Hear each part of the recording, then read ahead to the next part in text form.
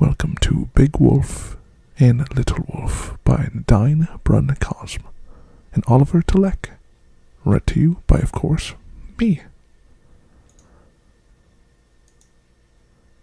Big Wolf and Little Wolf. For thee, this is for Theo and Simon, our little wolves.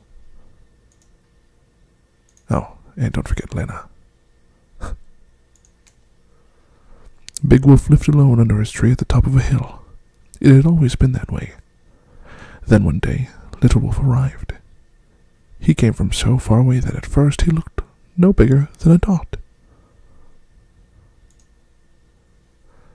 As Little Wolf approached, Big Wolf began to worry that his new wolf would be bigger than he.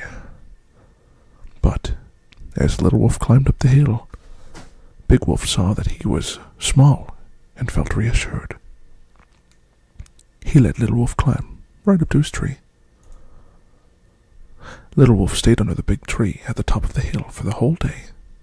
Now, there were two wolves under the tree, Big Wolf and Little Wolf. They didn't say a word to one another, but they watched each other out of the corners of their eyes. Their looks were curious, not mean or suspicious at all. Then night came. Little Wolf stayed. Big Wolf thought that Little Wolf went a bit too far. After all, it had always been his tree. When Big Wolf went to bed, Little Wolf went to bed too. When Big Wolf saw that Little Wolf was shivering at the tip of his nose, he pushed a teeny tiny corner of his leaf blanket close to him. That is certainly enough for such a little wolf, he thought. In the morning, Little Wolf was still there. As he did every morning, Big Wolf climbed up the tree to do his exercises. Little Wolf climbed up too. Big Wolf looked at Little Wolf. Suddenly, he was worried that Little Wolf might climb better than he. But Little Wolf had to make two attempts. The first time he fell on his bottom and cried, "Ouch!" Then he started to climb again. This little wolf is brave, thought Big Wolf, and he let Little Wolf climb up as high as he to do his exercises with him. Before climbing down, Big Wolf picked some fruits for breakfast. He took a little more than usual. Then he prepared his meal. Little Wolf climbed down behind him. He hadn't picked anything. Big Wolf ate. He pushed a plate of fruit towards Little Wolf, and Little Wolf ate. After eating, Big Wolf went for a walk. Once he had reached the bottom of the hill, he turned around.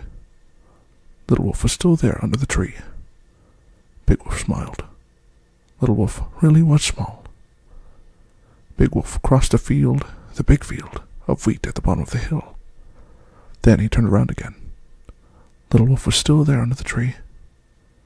Big Wolf smiled. Little Wolf looked even smaller. He reached the edge of the forest and turned around one last time.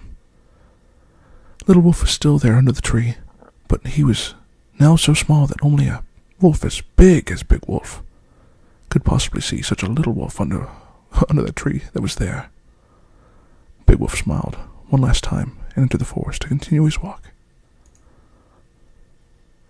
That evening, when Big Wolf came out of the forest, he saw nothing at all under his tree. I must be too far away, he said to himself, smiling. After crossing the big wheat field, he reached the foot of the hill and still saw nothing under his tree. How strange, he said to himself. After all, Little Wolf isn't all that little. Big Wolf felt uneasy for the first time in his life. He climbed back up the hill much more quickly than on all the other evenings. There was no one under his tree, no one big, no one little. It was like before, except that now Big Wolf was sad. That evening, for the first time, Big Wolf didn't eat. That night, for the first time, Big Wolf didn't sleep. He waited. For the first time, he said to himself that a little one, indeed a very little one, had taken up a space in his heart. A lot of space. In the morning, just like every morning, Big Wolf climbed up his tree, But for the first time, he didn't do his exercises. He looked into the distance. Big Wolf looked for a long time. In the distance, there was nothing at all. He told himself that he could wait longer for even as much longer time than he had ever would have thought possible. Then, as he waited, he began to think all sorts of things, all sorts of strange things. He thought that if Little Wolf returned, he would leave him a larger corner of his leaf blanket, even a much larger one, and he promised himself that he would give Little Wolf as much to eat as he wanted. He also decided that he would let Little Wolf climb higher than he and follow him through all his exercises, even the special ones known only to him.